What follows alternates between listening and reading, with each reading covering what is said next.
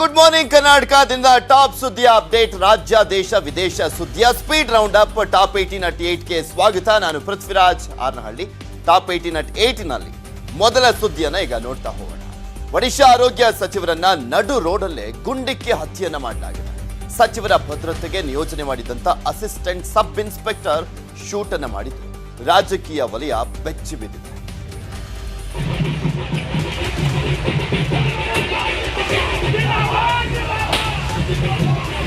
ಅಂಗರಕ್ಷಕರಂದ್ರೆ ಯಾರಿಂದಲೂ ಏನು ಆಗ್ಬಾರ್ದು ಅಂತ ರಕ್ಷಣೆಗಿರೋರು. ಆದ್ರೆ ಆ ರಕ್ಷಕರೇ ಹಂತಕರಾದ್ರೆ ಏನ್ ಮಾಡೋಕ್ಕಾಗುತ್ತೆ? ಇಲ್ಲಿ ಆಗಿರೋದು ಅದೇ.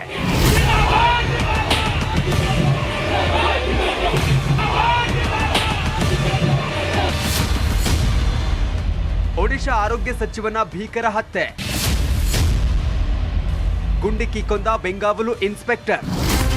ರಕ್ತದ ಮಡುವಲ್ಲಿ ಒದ್ದಾಡ್ತಿರೋ ಇವರು ಒಡಿಶಾದ ಆರೋಗ್ಯ ಸಚಿವ ನಬಾ ಕಿಶೋರ್ ದಾಸ್. ಒಡಿಶಾದ ಝಾರಾಸುಗುಡ ಜಿಲ್ಲೆಯ ಬ್ರಜರಾಜನಗರ್ನ ಗಾಂಧಿ ಚೌಕ್ ಎಂಬಲ್ಲಿ ಕಾರ್ಯಕ್ರಮಕ್ಕೆ ತೆರಳುತ್ತಿದ್ರು. ದಾರಿ ಮಧ್ಯೆ ಹಾರ ಹಾಕೋಕೆ ಒಂದಿಷ್ಟು ಜನ ನಿಂತಿದ್ರು. ಹೀಗಾಗಿ ಸಚಿವರು ಕಾರು ನಿಲ್ಲಿಸುವಂತೆ ಡ್ರೈವರ್ಗೆ ಹೇಳಿದ್ರು. ಕಾರು ನಿಲ್ತಿದ್ದಂತೆ ಜನರ ಗುಂಪಿನಲ್ಲಿದ್ದ ಪೊಲೀಸ್ ಸಹಾಯಕ ಸಬ್ ಇನ್ಸ್ಪೆಕ್ಟರ್ ಗೋಪಾಲ್ ಚಂದ್ರ ದಾಸ್ ಮಂತ್ರಿಯ ಎದೆಗೆ ಗುಂಡಿಟ್ಟಿದ್ದಾನೆ.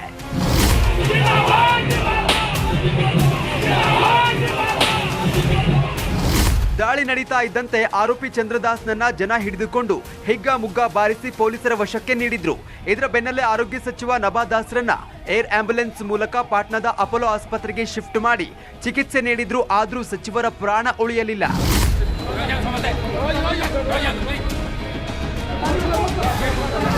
ಘಟನೆಯಿಂದ ಇಡೀ ರಾಜಕೀಯ ವಲಯ ದಿಗ್ಭ್ರಾಂತವಾಗಿದೆ. ಪೊಲೀಸರು ತನಿಖೆ ನಡೆಸ್ತಾ ಇದ್ದು ತನಿಖೆ ಪೂರ್ಣಗೊಂಡ ಬಳಿಕವಷ್ಟೇ ಹತ್ಯೆಗೆ ಕಾರಣ ತಿಳಿಯಬೇಕಾಗಿದೆ. Bureau report, news 18.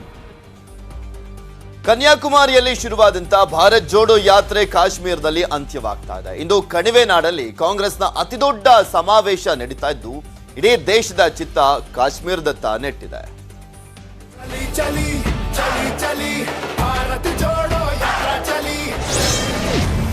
150 ದಿನಗಳ ಭಾರತ್ ಜೋಡೋ ಅಂತ್ಯ.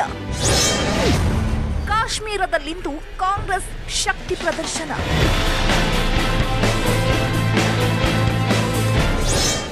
ಹನ್ನೆರಡು ರಾಜ್ಯ, 2 ಕೇಂದ್ರಾಡಳಿತ ಪ್ರದೇಶ, ಒಟ್ಟು 75 ಜಿಲ್ಲೆಗಳು, 145 ದಿನಗಳ ಕಾಲ, 4080 ಕಿಲೋಮೀಟರ್ ಪಾದಯಾತ್ರೆ. ಸೆಪ್ಟೆಂಬರ್ 7ಕ್ಕೆ ಕನ್ಯಾಕುಮಾರಿಯಲ್ಲಿ ಶುರುವಾದ ರಾಹುಲ್ ಗಾಂಧಿ ಪಾದಯಾತ್ರೆ ಕಾಶ್ಮೀರದಲ್ಲಿ ಕೊನೆಯಾಗಿದೆ.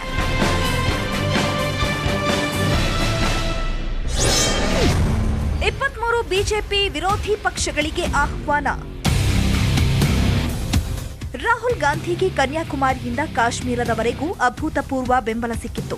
ಬಿಜೆಪಿ ಬದಿಗೊತ್ತಿ 2024ಕ್ಕೆ ಅಧಿಕಾರಕ್ಕೇರಲು ಪಣ ತೊಟ್ಟಿರೋ ರಾಹುಲ್ 23 ಬಿಜೆಪಿ ವಿರೋಧಿ ಪಕ್ಷಗಳಿಗೆ ಆಹ್ವಾನ ನೀಡಿದ್ದಾರೆ. ಕಣಿವೆ ನಾಡು ಕಾಶ್ಮೀರದಲ್ಲಿ ಭಾರೀ ಭದ್ರತೆ. ಇನ್ನು ಸಮಾವೇಶಕ್ಕೆ ದೇಶದ ಅನೇಕ ಪಕ್ಷದ ನಾಯಕರು ಬರ್ತಿದ್ದಾರೆ. ಹೀಗಾಗಿ ಕಾಶ್ಮೀರದ ಮೂಲೆ ಮೂಲೆಯಲ್ಲೂ ಸೇನಾಪಡೆ, ಅರೆ ಸೇನಾಪಡೆ, ಪೊಲೀಸರು ಸೇರಿದಂತೆ ಬರೋಬ್ಬರಿ 5,000ಕ್ಕೂ ಹೆಚ್ಚು ಭದ್ರತಾ ಸಿಬ್ಬಂದಿಯನ್ನ ನಿಯೋಜಿಸಲಾಗಿದೆ. Bureau report, news 18. ಕರಾವಳಿಯಲ್ಲಿ ಹಿಂದುತ್ವವೇ ಬಿಜೆಪಿಗೆ ಚುನಾವಣೆಯಲ್ಲಿ ಪ್ರಮುಖ ಅಸ್ತ್ರ. ಆದ್ರೆ ಈಗ ಅದೇ ಹಿಂದೂ ಕಾರ್ಯಕರ್ತರು ಬಿಜೆಪಿ ನಾಯಕರ ವಿರುದ್ಧವೇ ತಿರುಗಿ ಬಿದ್ದಿದ್ದಾರೆ. ಅದೇಗೆ ಅಂತೀರಾ? ಈ ಸ್ಟೋರಿ ನೋಡಿ.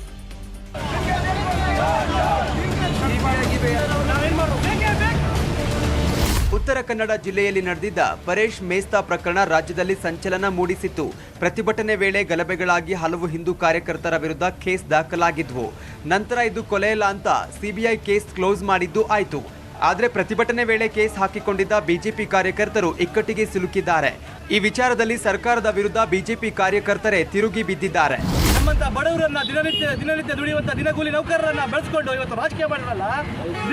ನಿಮಗೆ ಬೇಕಾದವರನ್ನ ನೀವೇನ್ ಮಾಡಿದ್ರಿ ಹೇಳಿ? ಸರ್ಕಾರದಿಂದ ಕೇಸನ್ನ ವಜಾ ಮಾಡಿಸ್ಕೊಡ್ರಿ, ದೌರ್ಜನ್ಯ ಮಾಡ್ಕೊಂಡು 5 ವರ್ಷ ಕೋರ್ಟಿಗಲ್ಲಿದ್ದ ಇದ್ದೀವಿ. 2017ರಲ್ಲಿ ನಡೆದಿದ್ದ ಈ ಕೇಸ್ನಲ್ಲಿ 95 ಜನರ ಮೇಲೆ ಪ್ರಕರಣ ದಾಖಲಾಗಿತ್ತು. ಶಾಸಕ ದಿನಕರ್ ಶೆಟ್ಟಿ ಸಹ ಇದ್ದಿದ್ರಿಂದ ಪ್ರಕರಣ ಬೆಂಗಳೂರಿನ ಜನಪ್ರತಿನಿಧಿ ನ್ಯಾಯಾಲಯಕ್ಕೆ ಹೋಗಿತ್ತು. ಸರ್ಕಾರ ಪ್ರಕರಣ ಕೈಬಿಟ್ಟಿದ್ದೇವೆ ಅಂದ್ರೂ 95 ಜನ ಹಿಂದೂ ಕಾರ್ಯಕರ್ತರ ಮೇಲೆ ದಾಖಲಾಗಿದ್ದ ಪ್ರಕರಣ ಖುಲಾಸೆ ಆಗಿಲ್ಲ. ಅವ್ರು ಹೇಳಿದ್ ಗೊತ್ತು ನನಗೆ, ನಾವು ನಿರಪರಾಧಿಗಳು, ನೀವು ಕೇಸನ್ನು ವಾಪಸ್ ತೆಗಿಬೇಕಾಗಿತ್ತು, ನೀವಿನ್ನೂ ತೆಗಿಬೇಕು ಅನ್ನುವಂಥ ಆಕ್ರೋಶವನ್ನು ಶಾಸಕರು ವ್ಯಕ್ತಪಡಿಸಿದ್ದಾರೆ. ಶಾಸಕರು ಮುಖ್ಯಮಂತ್ರಿಗಳ ಜೊತೆಯಲ್ಲಿ ಮಾತಾಡಿದ್ದಾರೆ, ಗೃಹ ಮಂತ್ರಿಗಳ ಜೊತೆಯಲ್ಲಿ ಮಾತಾಡಿದ್ದಾರೆ. ಮತ್ತೆ ಪುನಃ ಪೊಲೀಸ್ ಇಲಾಖೆಯಿಂದ ವರದಿ ತಗೊಂಡು ಕೇಸನ್ನು ತೆಗೆಸ್ತೇವೆ ಅಂತ ಗೃಹ ಮಂತ್ರಿಗಳು ಹೇಳಿದ್ದಾರೆ. ಸದ್ಯ ಹಿಂದೂ ಕಾರ್ಯಕರ್ತರು ತಿರುಗಿ ಬಿದ್ದಿದ್ದು, ಇದರ ಎಫೆಕ್ಟ್ ಚುನಾವಣೆ ಮೇಲೆ ಬೀರುವ ಸಾಧ್ಯತೆ ಇದೆ. ಇದು ಕರಾವಳಿ ಭಾಗದಲ್ಲಿ ಕಾಂಗ್ರೆಸ್ಗೆ ಅಸ್ತ್ರವಾದ್ರೂ ಕೂಡ ಅಚ್ಚರಿಯಿಲ್ಲ.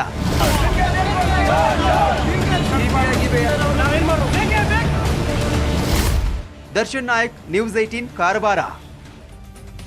ಚುನಾವಣೆಯಲ್ಲಿ ಗೆಲ್ಲಬೇಕು ಅಂತ ಪಣೆ ತೊಟ್ಟಿರುವಂತ ಬಿಜೆಪಿ ಭಾರಿ ತಂತ್ರಗಾರಿಕೆಯನ್ನ ಮಾಡ್ತಾನೆ ಇದೆ. ಹೈಕಮಾಂಡ್ ನಾಯಕರನ್ನ ಕರೆಸ್ತಾ ಇರುವಂತದ್ದು ಕೂಡ ನಿಮ್ಗೆ ಗೊತ್ತಿದೆ. ಇನ್ನ ಭಿನ್ನಮತಕ್ಕೆ ಬ್ರೇಕ್ ಅನ್ನ ಹಾಕ್ಲಿಕ್ಕೆ BL ಸಂತೋಷ್ ನಡೆಸಿದಂತ ಸಭೆಯಲ್ಲೇ ಯತ್ನಾಳ್ ವಿರುದ್ಧ ದೂರು ಕೇಳಿ ಬಂದಿದೆ.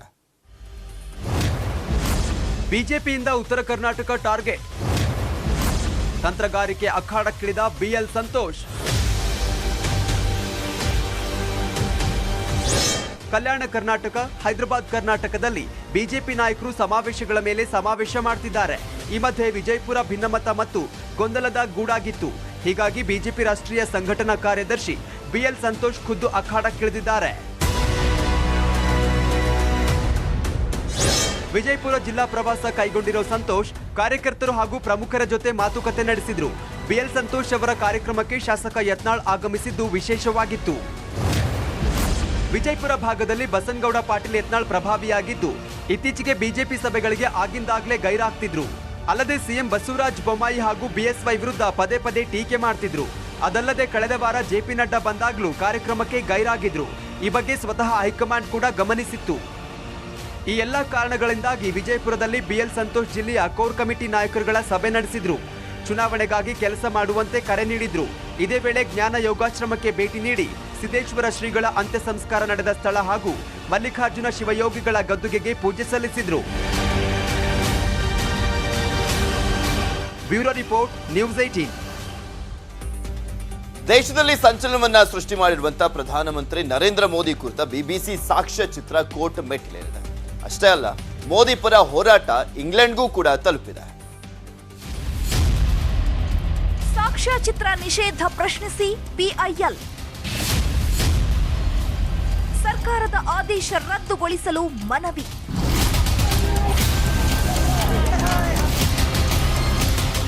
ಗುಜರಾತ್ ಗಲಭೆ ಕುರಿತು BBC ನಿರ್ಮಿಸಿರುವ ಸಾಕ್ಷ್ಯ ಚಿತ್ರ ವಿವಾದ ದೇಶದಲ್ಲಿ ದಿನೇ ದಿನೇ ತೀವ್ರವಾಗ್ತಾ ಇದೆ. ಸಾಕ್ಷ್ಯ ಚಿತ್ರ ನಿಷೇಧಿಸಿರುವ ಕೇಂದ್ರದ ಕ್ರಮ ಪ್ರಶ್ನಿಸಿ ಸುಪ್ರೀಂನಲ್ಲಿ ವಕೀಲ ML ಶರ್ಮಾ ಅನ್ನೋರು PIL ದಾಖಲಿಸಿದ್ದಾರೆ. ಕೇಂದ್ರದ ನಡೆ ಅಸಂವಿಧಾನಿಕ, ದುರುದ್ದೇಶಪೂರಿತ ಹಾಗೂ ಸರ್ವಾಧಿಕಾರಿ ಧೋರಣೆಯಿಂದ ಕೂಡಿದೆ. ಹೀಗಾಗಿ ಸಾಕ್ಷ್ಯ ಚಿತ್ರದ ಮೇಲಿನ ನಿಷೇಧ ಆದೇಶ ರದ್ದುಗೊಳಿಸಬೇಕು. ಅಲ್ಲದೆ ಸಾಕ್ಷ್ಯ ಚಿತ್ರದ ಭಾಗ 1 ಹಾಗೂ ಭಾಗ 2 ಪರಿಶೀಲಿಸಿ ಗುಜರಾತ್ ಗಲಭೆಗೆ ಕಾರಣರಾದವರ ವಿರುದ್ಧ ಕ್ರಮ ಕೈಗೊಳ್ಳಬೇಕು ಎಂದು ಮನವಿ ಮಾಡಿದ್ದಾರೆ. BBC ವಿರುದ್ಧ ಮೋದಿ ಅಭಿಮಾನಿಗಳ ಆಕ್ರೋಶ. ಇಂಗ್ಲೆಂಡ್ನ BBC ಕಚೇರಿ ಎದುರು ಪ್ರತಿಭಟನೆ. ಈ ಮಧ್ಯೆ BBC ವಿರುದ್ಧ ಹಿಂದೂ ಸೇನಾ ಕಾರ್ಯಕರ್ತರು ಪ್ರತಿಭಟನೆ ನಡೆಸುತ್ತಿದ್ದಾರೆ. ದೆಹಲಿಯ ಕಸ್ತೂರ್ಬಾ ಗಾಂಧಿ ಮಾರ್ಗದಲ್ಲಿರುವ BBC ಕಚೇರಿ ಹೊರಭಾಗದಲ್ಲಿ ಫಲಕಗಳನ್ನು ಇರಿಸಿ ಸಂಸ್ಥೆಯನ್ನೇ ನಿಷೇಧಿಸುವಂತೆ ಒತ್ತಾಯಿಸಿದ್ದಾರೆ. ಅತ್ತ ಇಂಗ್ಲೆಂಡ್ನಲ್ಲೂ ಭಾರತೀಯ ಸಂಘಟನೆಗಳು ಪ್ರತಿಭಟನೆಗಿಳಿದಿವೆ. ಲಂಡನ್ನ ಪೋರ್ಟ್ಲ್ಯಾಂಡ್ BBC ಕಚೇರಿ ಎದುರು ಪ್ರತಿಭಟನೆ ನಡೆಸಿ BBC ದೇಶದಲ್ಲಿ ಸಾಮರಸ್ಯ ಕದಡಲು ಯತ್ನಿಸುತ್ತಿದ್ದಾರೆ ಅಂತ ಆಕ್ರೋಶ ವ್ಯಕ್ತಪಡಿಸಿದ್ದಾರೆ. Bureau report, news 18. ಕೋಲಾರ ಅಂದ್ರೆ ಮಾವಿನ ಹಣ್ಣಿನ ತವರಿದ್ದಂತೆ. ಆದ್ರೆ ಇಲ್ಲಿ ಮಾವಿನ ಸಂಸ್ಕರಣಾ ಘಟಕ ಕೊಡಿ ಅಂತ ಹೇಳಿದ್ರೆ ಯಾರು ಕೂಡ ತಲೆಗೆ ಹಾಕೊಳ್ತಾ ಇಲ್ಲ.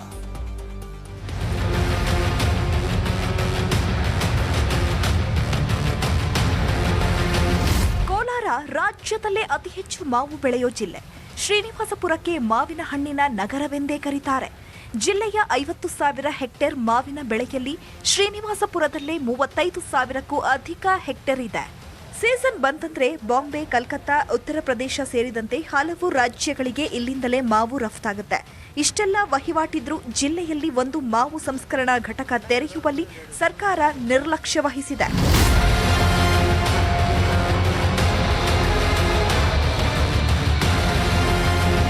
ಸಂಸ್ಕರಣಾ ಘಟಕ ಇಲ್ಲದೆ ಆಂಧ್ರದ ಮಾವು ಪಲ್ಪ್ ಫ್ಯಾಕ್ಟರಿಗಳಿಗೆ ರೈತರು ಮಾರಾಟ ಮಾಡ್ತಿದ್ದಾರೆ. ಆದ್ರೆ ಇಲ್ಲಿ ಹೆಚ್ಚಿನ ದರವೂ ಸಿಗ್ತಿಲ್ಲ. ಆದ್ರೆ ಯಾವೊಬ್ಬ ರಾಜಕಾರಣಿಯೂ ಈ ಬಗ್ಗೆ ತಲೆ ಕೆಡಿಸಿಕೊಂಡಿಲ್ಲ. ಉಪ್ಪಿನಕಾಯಿ ಕಾರ್ಖಾನೆಗಳು ಇಲ್ಲಿ ಆಗಬೇಕು ಅಂತ ಹೇಳಿ ಡಿಮ್ಯಾಂಡನ್ನು ಇಟ್ಟಿದ್ದೀವಿ. ಇದು ಮತ್ತು ಹಣ್ಣು ಮಾಗಿಸುವ ರೈಪನಿಂಗ್ ಚೇಂಬರ್ಸ್ ಆಗಬೇಕು. ಎಕ್ಸ್ಪೋರ್ಟ್ಗೆ ಬೇಕಾದಂಥ ಸೌಲಭ್ಯಗಳು ಶ್ರೀನಿವಾಸಪುರ ಪಟ್ಟಣದಲ್ಲಿ ಅಭಿವೃದ್ಧಿ ಪಡಿಸಬೇಕು ಅಂತ ಹೇಳಿ ಡಿಮ್ಯಾಂಡನ್ನು ಇಟ್ಟಿದ್ದೀವಿ. ಈ ಮಧ್ಯೆ ಕಡಿಮೆ ಮಾವು ಇಳುವರಿ ಸಿಗುವ ಬೇರೆ ಜಿಲ್ಲೆಗಳಿಗೆ ಸರ್ಕಾರ ಮಾವು ಸಂಸ್ಕರಣಾ ಘಟಕ ಘೋಷಿಸಿರೋದು ಮಾವು ಬೆಳೆಗಾರರನ್ನ ಕೆರಳಿಸಿದೆ. ರಘುರಾಜ್, ನ್ಯೂಸ್ 18 ಕೋಲಾರ. ಬಿಎಂಟಿಸಿ ಬಸ್ಗಳಲ್ಲಿ ಲೇಡಿ ಕಂಡಕ್ಟರ್ಗಳನ್ನ ನೋಡಿರ್ತೀರಾ, ಆದ್ರೆ ಇನ್ನು ಮುಂದೆ ಡ್ರೈವಿಂಗ್ ಸೀಟ್ನಲ್ಲೂ ಕೂಡ ಹೆಣ್ಮಕ್ಳನ್ನ ನೋಡ್ತೀರಾ. ಎಲೆಕ್ಟ್ರಿಕ್ ಬಸ್ ಓಡಿಸ್ಲಿಕ್ಕೆ ಸಜ್ಜಾಗ್ತಾ ಇದ್ದಾರೆ ಇಬ್ಬರು ಮಹಿಳಾ ಡ್ರೈವರ್ಸ್.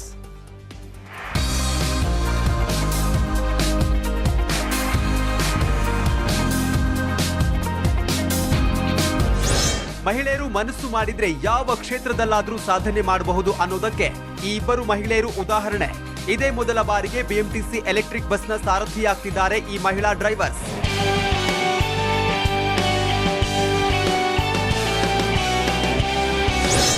ಒಬ್ರು ಪಾವಗಡ ಮೂಲದ ದುರ್ಗಮ್ಮ, ಮತ್ತೊಬ್ರು ಬೆಂಗಳೂರಿನ ವರಲಕ್ಷ್ಮಿ. ಈಗಾಗಲೇ ಯಲಹಂಕದ ಬಿಎಂಟಿಸಿ ಡಿಪೋದಲ್ಲಿ ಇಬ್ರು ಟ್ರೈನಿಂಗ್ ಪಡೆದಿದ್ದಾರೆ. ಗಾಡಿ moving, parking, forward driving, medical, traffic rules regulations ಬಗ್ಗೆ ಟ್ರೈನಿಂಗ್ ಪಡೆದಿರುವ ಇಬ್ಬರು ಕೆಲವೇ ದಿನಗಳಲ್ಲಿ ಬಸ್ ಏರಲಿದ್ದಾರೆ. ಮತ್ತು ಬಸ್ BMTC ಎರಡೂ ನಿರ್ಭಯ ಸ್ಕೀಮ್ ಕಡೆಯಿಂದನೇ ನಾನು ತೊಗೊಂಡಿದ್ದು ಡ್ರೈವಿಂಗ್. ನಾನು ಆವಾಗಲೇ ಒಂಥರ ಡ್ರೀಮ್ ಇಟ್ಕೊಂಡಿದ್ದೆ, ನಾನು ಕಂಪಲ್ಸರಿ ನಾನು ಮುಂದೆ ಫ್ಯೂಚರ್ಲಿ ಡ್ರೈವ್ ಅನ್ನೋದು ಮಾಡಲೇಬೇಕು ಅಂತ ಅಂದ್ಬಿಟ್ಟು ಅದೇ ಒಂದು ಅವಕಾಶ ಅನ್ನೋದು ಸಿಕ್ತು. ನಾನು ಅದಕ್ಕಾಗಿ ಬಂದು ಜಾಯ್ನ್ ಆಗಿ ಮಾಡ್ತಾಯಿದ್ದೀನಿ. ಆಂಬುಲೆನ್ಸಲ್ಲಿ ಮಾಡಿದ್ದೀನಿ, ಡಿಸೈರ್ ಶಿಫ್ಟ್ ಡಿಸೈರಲ್ಲಿ ಮಾಡಿದ್ದೀನಿ, ಕ್ಯಾಬ್ ಕೂಡ ಓಡಿಸಿದ್ದೀನಿ. Cab ಓಡಿಸಿದ್ದೀನಿ already. ಆಮೇಲೆ ಇವಾಗ ನೆಕ್ಸ್ಟು ಬಸ್ಸು. ಮಹಿಳಾ ಸುರಕ್ಷತೆ ದೃಷ್ಟಿಯಿಂದ ಇಬ್ಬರಿಗೂ ಜನರಲ್ ಶಿಫ್ಟ್ ಹಾಕಲು ನಿರ್ಧರಿಸಲಾಗಿದೆ. ಈ ಹಿಂದೆ ಕ್ಯಾಬ್, ಆಂಬ್ಯುಲೆನ್ಸ್ ಓಡಿಸ್ತಾ ಇದ್ದ ದುರ್ಗಮ್ಮ, ವರಲಕ್ಷ್ಮಿ ಇನ್ಮುಂದೆ ಬಿಎಂಟಿಸಿ ಬಸ್ಗಳಲ್ಲೂ ತಮ್ಮ ಡ್ರೈವಿಂಗ್ ಕೌಶಲ್ಯ ತೋರಿಸಲಿದ್ದಾರೆ. ಹಂಸಶಾಮಲ, ನ್ಯೂಸ್ 18 ಬೆಂಗಳೂರು. ವಿಧಾನಸಭೆ ಚುನಾವಣೆಗೆ ಬಿಜೆಪಿಯ ಸಿಎಂ ಅಭ್ಯರ್ಥಿ ಯಾರು ಅಂತ ನಿಮ್ಗೆಲ್ಲರಿಗೂ ಕೂಡ ಗೊತ್ತಿದೆ. ಇಟ್ಸ್ ನನ್ ಅದರ್ ದೆನ್ ಬಸವರಾಜ ಬೊಮ್ಮಾಯಿ ಅವರು. ಶಿಗ್ಗಾವಿ ಕ್ಷೇತ್ರ ಅವರದ್ದು. ಶಿಗ್ಗಾವಿ ಕ್ಷೇತ್ರದಲ್ಲಿ ಸಿಎಂ ರನ್ನ ಕಟ್ಟಿ ಹಾಕುವಂತ ನಿಟ್ಟಿನಲ್ಲಿ ಕಾಂಗ್ರೆಸ್ ಸಾಕಷ್ಟು ಮಾಸ್ಟರ್ ಪ್ಲಾನ್ಗಳನ್ನ ಮಾಡ್ತಾ ಇದೆ. ಕೈ ಪ್ಲಾನ್ಗೆ ಸಿಎಂ ಬೊಮ್ಮಾಯಿ ತಿರುಗೇಟಿನ ಲೆಕ್ಕಾಚಾರವನ್ನ ಹಾಕೊಂಡಿದ್ದಾರೆ. ಕೈ ಅಭ್ಯರ್ಥಿಗಳ ಟಿಕೆಟ್ ಪೈಪೋಟಿಯನ್ನೇ ಅಸ್ತ್ರವನ್ನಾಗಿ ಮಾಡಿಕೊಳ್ತಾ ಇದ್ದಾರೆ ಮುಖ್ಯಮಂತ್ರಿಗಳು. ಇದೆಲ್ಲದ್ರ ಬಗ್ಗೆನೂ ಕೂಡ ಮತ್ತಷ್ಟು ಮಾಹಿತಿಯನ್ನ ನೀಡ್ತಾರೆ ನಮ್ಮ ಪೊಲಿಟಿಕಲ್ ಬ್ಯೂರೋ ಮುಖ್ಯಸ್ಥರಾಗಿರುವಂತಹ ಚಿದಾನ್ ಪಟೇಲ್. ನಮ್ಮ ಜೊತೆ ನೇರ ಸಂಪರ್ಕದಲ್ಲಿ ಜಾಯ್ನ್ ಆಗ್ತಾ ಇದ್ದಾರೆ. ಚಿದಾನ್ ಪಟೇಲ್, ಶಿಗ್ಗಾವಿ ಕ್ಷೇತ್ರದಲ್ಲಿ 3 ಬಾರಿ ಆಯ್ಕೆ ಆಗಿದ್ದಾರೆ ಬಸವರಾಜ ಬೊಮ್ಮಾಯಿ ಅವರು. 4ನೇ ಬಾರಿಗೆ ಆಯ್ಕೆ ಆಗ್ಲೇಬೇಕಾಗಿದೆ ಮುಖ್ಯಮಂತ್ರಿ ಆಗಬೇಕು ಅಂದ್ರೆ ಅಧಿಕಾರವನ್ನ ಹಿಡಿಯುವಂತ ಸಂದರ್ಭದಲ್ಲಿ. ಇನ್ನ ಆ ಒಂದು ಕ್ಷೇತ್ರದಲ್ಲಿ ಬಸವರಾಜ ಬೊಮ್ಮಾಯಿ ಅವರನ್ನ ಕಟ್ಟಿ ಹಾಕುವಂತ ನಿಟ್ಟಿನಲ್ಲಿ ಕಾಂಗ್ರೆಸ್ ಕೂಡ ಪ್ಲಾನ್ ಅನ್ನು ಮಾಡಿಕೊಂಡಿದೆ. ಇದಕ್ಕೆ ಯಾವ ರೀತಿಯಾಗಿ ತಿರುಗೇಟನ್ನ ಕೊಡ್ಲಿಕ್ಕೆ ಬೊಮ್ಮಾಯಿ ಅವರು ಮಾಸ್ಟರ್ ಪ್ಲಾನ್ ಮಾಡ್ಕೊಂಡಿದ್ದಾರೆ ಅಂತ? ಪೃಥ್ವಿರಾಜ್ ಹಾರನಹಳ್ಳಿ ಮುಖ್ಯಮಂತ್ರಿ ಬಸವರಾಜ ಬೊಮ್ಮಾಯಿ ಅವ್ರನ್ನ ಶಿಗ್ಗಾವಿ ಕ್ಷೇತ್ರದಿಂದಲೇ ಕಟ್ಟಿ ಹಾಕ್ಬೇಕಿರೋದು ಕಾಂಗ್ರೆಸ್ನ ಪ್ಲಾನ್. ಈ ಕಾರಣಕ್ಕಾಗಿ ಪಂಚಮಸಾಲಿ 2A ಮೀಸಲಾತಿ ಹೋರಾಟವನ್ನು ಬಳಸಿಕೊಂಡು ಆ ಮುಖಾಂತರ ಅಲ್ಪಸಂಖ್ಯಾತ ಮತಗಳನ್ನು ಗಳಿಸುವ ಮುಖಾಂತರ ಮತ್ತೊಂದಷ್ಟು ಕುರುಬ ಮತಗಳನ್ನು ಸೆಳೆಯುವ ಮುಖಾಂತರ ಎಲ್ಲ ಒಂದ್ ಕಡೆ ಬಸವರಾಜ ಬೊಮ್ಮಾಯಿ ಅವ್ರನ್ನ ಸೋಲಿಸಬೇಕನ್ನೋದು ಅವರ ಲೆಕ್ಕಾಚಾರ. ಆದ್ರೆ ಈಗಾಗಲೇ 14 ಜನರು ಅಲ್ಲಿ ಟಿಕೆಟ್ಗಾಗಿ ಪೈಪೋಟಿ ಇರ್ತಕ್ಕಂಥದ್ದು. ಸಾಲದಕ್ಕೆ ಈಗಾಗಲೇ ವಿನಯ್ ಕುಲಕರ್ಣಿ ಅವರ ಹೆಸರು ಕೂಡ ಕೇಳಿ ಬರ್ತಿರುವಂತದ್ದು. ಮತ್ತೊಂದು ಕಡೆ ಈ ಒಂದು ಟಿಕೆಟ್ ಪೈಪೋಟಿಯಲ್ಲಿ ಯಾರಿಗೆ ಕೂಡ ಟಿಕೆಟ್ ಕೊಟ್ಟರೆ ಒಂದಷ್ಟು ಬಂಡ ಹೇಳುವ ಸಾಧ್ಯತೆ. ಈ ಎಲ್ಲದರ ನಡುವೆ ಕೂಡ ಮುಖ್ಯಮಂತ್ರಿ ಬಸವರಾಜ ಬೊಮ್ಮಾಯಿ ಅವರು ಕೂಡ ಪಂಚಮಸಾಲಿ 2A ಮೀಸಲಾತಿ ಹೋರಾಟದ ವಿರೋಧದ ನಡುವೆ ಕೂಡ ಈಗಾಗಲೇ ಶಿಗ್ಗಾವಿಯಲ್ಲಿ ಪಂಚಮಸಾಲಿ ಸಮುದಾಯಕ್ಕೆ ಅತಿ ದೊಡ್ಡ ಒಂದು ಸಮುದಾಯ ಭವನವನ್ನ ನಿರ್ಮಾಣ ಮಾಡಿಕೊಟ್ಟಿರ್ತಕ್ಕಂಥದ್ದು. ಜೊತೆಗೆ ಪ್ರಮುಖವಾಗಿ ಪಂಚಮಸಾಲಿ ಸಮುದಾಯದ ಹಾಸ್ಟೆಲ್ ಅನ್ನು ನಿರ್ಮಾಣ ಮಾಡುವಂಥದ್ದು, ಶಿಗ್ಗಾವಿ ಮತ್ತು ಸವಣೂರಿನಲ್ಲಿ ಏತ ನೀರಾವರಿ ಮಾಡುವಂಥದ್ದು. ಅಲ್ಲದೆ ಪ್ರಮುಖವಾಗಿ ಶಿಗ್ಗಾವಿ, ಸವಣೂರು ಮತ್ತು ಶಿಗ್ಗಾವಿ ಕ್ಷೇತ್ರದಲ್ಲಿ ಇರತಕ್ಕಂಥ ಜನರ ಅಹವಾಲನ್ನ ಸ್ವೀಕರಿಸಲು ಮುಖ್ಯಮಂತ್ರಿಗಳು ರಮೇಶ್ ಪಿ ಕೋನರೆಡ್ಡಿ ಎಂಬ ವಿಶೇಷ ಅಧಿಕಾರಿಯನ್ನು ನೇಮಕ ಮಾಡುವಂಥದ್ದು. ಈ ಅಧಿಕಾರಿ ಮುಖಾಂತರ ಇರತಕ್ಕಂಥ ಸ್ಥಳೀಯ ಜನರ ಸಮಸ್ಯೆನ ಬಗೆಹರಿಸಲಿಕ್ಕೆ ಒಂದು ತಂಡವನ್ನ ಮಾಡುವಂಥದ್ದು. ಜೊತೆಗೆ DC ರಘುನಂದನ ಮೂರ್ತಿ ಇರ್ಬೋದು, SP ಇರ್ಬೋದು ಮತ್ತು ಜಿಲ್ಲಾ ಪಂಚಾಯತ್ CEO ಇರ್ಬೋದು ಮತ್ತು ಇಲ್ಲಿರ್ತಕ್ಕಂಥ ಎಲ್ಲ ಅಧಿಕಾರಿಗಳಿಗೂ ಮುಖ್ಯಮಂತ್ರಿ ಖಡಕ್ ಸೂಚನೆ ಕೊಟ್ಟಿರತಕ್ಕಂಥದ್ದು. ಶಿಗ್ಗಾವಿ ಕ್ಷೇತ್ರದ ಯಾವುದೇ ವ್ಯಕ್ತಿ ಬಂದ್ರು ಕೂಡ ಅವರಿಗೆ ನೀವು ಸ್ಪಂದಿಸಬೇಕು ಮತ್ತು ಅವರ ಅಹವಾಲನ್ನು ಸ್ವೀಕರಿಸಬೇಕಂತ ಹೇಳಿ ಸೂಚನೆಯನ್ನು ಕೊಟ್ಟಿರುವಂತದ್ದು. ಈ ಎಲ್ಲದರ ನಡುವೆ ಕೂಡ ಶಿಗ್ಗಾವಿ ಕ್ಷೇತ್ರದಲ್ಲಿ ಅನೇಕ ಕಾರ್ಯಕ್ರಮಗಳು ಹಮ್ಮಿಕೊಂಡಿರ್ತಕ್ಕಂಥ ಮುಖ್ಯಮಂತ್ರಿ ಬಸವರಾಜ ಬೊಮ್ಮಾಯಿ ಅವರು ಕೂಡ ಪ್ರತಿ ಪಂಚಮಸಾಲಿ ನಾಯಕರು ಸೇರಿದಂತೆ ಪ್ರತಿ ನಾಯಕರ ಜೊತೆ ನೇರ ಸಂಪರ್ಕವನ್ನು ಇಟ್ಕೊಂಡಿರ್ತಕ್ಕಂಥ ಹಲವಾರು ಅಭಿವೃದ್ಧಿ ಯೋಜನೆಗಳನ್ನು ಕೂಡ ಕೈಗೊಂಡಿರ್ತಕ್ಕಂಥ ಆ ಮುಖಾಂತರ ಸ್ವಕ್ಷೇತ್ರವನ್ನು ಗಟ್ಟಿ ಮಾಡ್ಕೊಳ್ತಿರ್ತಕ್ಕಂಥ ಮುಖ್ಯಮಂತ್ರಿ ಬಸವರಾಜ ಬೊಮ್ಮಾಯಿ ಅವರು ಕಾಂಗ್ರೆಸ್ನ ಟಾರ್ಗೆಟ್ಗೆ ಪ್ರತಿಯಾಗಿ ತನ್ನ ಕ್ಷೇತ್ರವನ್ನ ಬಿಗಿ ಮಾಡ್ಕೊಳ್ತಿದ್ದಾರೆ ಅಂತಲೇ ಹೇಳ್ಬೋದು. Prithviraj Haranahalli. Okay, thank you Chidan Patel ನಿಮ್ಮೆಲ್ಲ ಮಾಹಿತಿಗಾಗಿ. ನೋಡಿದ್ರಲ್ಲ ಯಾವ ರೀತಿಯಾದಂತ ಪ್ಲಾನ್ ನಡೀತಾ ಇದೆ ಬೊಮ್ಮಾಯಿ ಅವರು ಮಾಡ್ತಾ ಇದ್ದಾರೆ ತಮ್ಮ ಕ್ಷೇತ್ರವನ್ನ ಗೆಲ್ಲುವಂತ ನಿಟ್ಟಿನಲ್ಲಿ ಅಂತ. ಇನ್ನ ನೆಕ್ಸ್ಟ್ ಸುದ್ದಿಗೆ ಹೋಗೋಣ. ರಮೇಶ್ ಜಾರಕಿಹೊಳಿ ಅವರು ಈಗ ಆಲ್ರೆಡಿ ನಿಮ್ಗೆಲ್ಲರಿಗೂ ಕೂಡ ಗೊತ್ತಿದೆ CD ವಿಚಾರಕ್ಕೆ ಸಂಬಂಧಪಟ್ಟಂತೆ ಯಾವ ರೀತಿಯಾಗಿ ಮುಜುಗರವನ್ನ ಅನುಭವಿಸಿ ರಾಜೀನಾಮೆಯನ್ನ ಕೊಡಬೇಕಾಯ್ತು ಅಂತ. ಈಗ ಮತ್ತೆ ಅದೇ ಸಿಡಿ ವಿಚಾರ ಸಂಚಲನವನ್ನ ಸೃಷ್ಟಿ ಮಾಡುತ್ತಾ ಅಂತ ಇದು ರಮೇಶ್ ಜಾರಕಿಹೊಳಿ ಅವರು ಮಹತ್ವದ ಸುದ್ದಿಗೋಷ್ಠಿಯನ್ನ ಕರೆದಿದ್ದಾರೆ. ಡಿಕೆಶಿ ವಿರುದ್ಧ ಆಡಿಯೋ ಬಾಂಬ್ ಸಿಡಿಸುವಂತ ಸಾಧ್ಯತೆ ಇದೆ ಅಂತ ಹೇಳಲಾಗ್ತದೆ. ಎಷ್ಟು ಮಟ್ಟಿಗೆ ವರ್ಕೌಟ್ ಆಗುತ್ತೆ ಏನೋ ಗೊತ್ತಿಲ್ಲ. ಬಿಕಾಸ್ ಇಲ್ಲಿ ಮೊನ್ನೆನೆ ಮಾತನಾಡಿದ್ರು ಡಿಕೆ ಶಿವಕುಮಾರ್ ಅವರು, ಪ್ಯಾಂಟ್ ಬಿಚ್ಚು ಅಂತ ನಾನು ಹೇಳಿದ್ದ, ಮಂಚ ಹತ್ತು ಅಂತ ನಾನು ಹೇಳಿದ್ದ ಅಂತ ತಿರುಗೇಟನ್ನ ಕೊಟ್ಟಿದ್ರು. ಇವತ್ತು ಸುದ್ದಿಗೋಷ್ಠಿಯನ್ನ ನಡೆಸ್ತಾ ಇರುವಂತ ಹಿನ್ನೆಲೆಯಲ್ಲಿ ರಮೇಶ್ ಜಾರಕಿಹೊಳಿ ಅವರು ಮಹಾನಾಯಕನ ಬಗ್ಗೆ ಒಂದು ಸ್ಫೋಟಕ ಆಡಿಯೋ ಇದೆ ಅಂತ ಹೇಳ್ತಾ ಇದ್ರು. ಯಾವ ರೀತಿಯಾದಂತ ಆಡಿಯೋ ರಿಲೀಸ್ ಮಾಡ್ತಾರೆ ಅನ್ನುವಂಥದ್ದನ್ನ ಕಾದ್ ನೋಡ್ಬೇಕಾಗಿದೆ. ಇದ್ರ ಬಗ್ಗೆ ಮತ್ತಷ್ಟು ಮಾಹಿತಿಯನ್ನ ನೀಡ್ತಾರೆ ನಮ್ಮ ಬೆಳಗಾವಿಯ ಪ್ರತಿನಿಧಿ ಚಂದ್ರಕಾಂತ್ ಸುಗಂಧಿ ನಮ್ಮ ಜೊತೆ ನೇರ ಸಂಪರ್ಕದಲ್ಲಿ ಜಾಯ್ನ್ ಆಗ್ತದೆ. ಚಂದ್ರಕಾಂತ್ ಸುಗಂಧಿ, ಒಂದು ಆಡಿಯೋ ರಿಲೀಸ್ ಆಗುವಂತ ಸಾಧ್ಯತೆ ಇದೆ ಅಂತ ಹೇಳಲಾಗ್ತದೆ. ಮತ್ತೊಂದ್ ಕಡೆ ಪಂಚಮಸಾಲಿಗಳ ವಿರುದ್ಧ ಮಾತನಾಡಿದಂತ ಹಿನ್ನೆಲೆಯಲ್ಲಿ ಜಯಮೃತ್ಯುಂಜಯ ಶ್ರೀಗಳು ಕೂಡ ಎಚ್ಚರಿಕೆಯನ್ನ ಕೊಟ್ಟಿದ್ರು. ಆ ವಿಚಾರದ ಬಗ್ಗೆ ಏನಾದ್ರೂ ಕ್ಷಮೆ ಕೇಳುವಂತ ಸಾಧ್ಯತೆ ಏನಾದ್ರೂ ಇದೆಯಾ? ಸುದ್ದಿಗೋಷ್ಠಿ ಹೈಲೈಟ್ಸ್ ಅಂತ ನೋಡಿದಾದ್ರೆ ಏನಿರುವಂತ ಸಾಧ್ಯತೆ ಇದೆ ಅಂತ ಅನ್ಸುತ್ತೆ?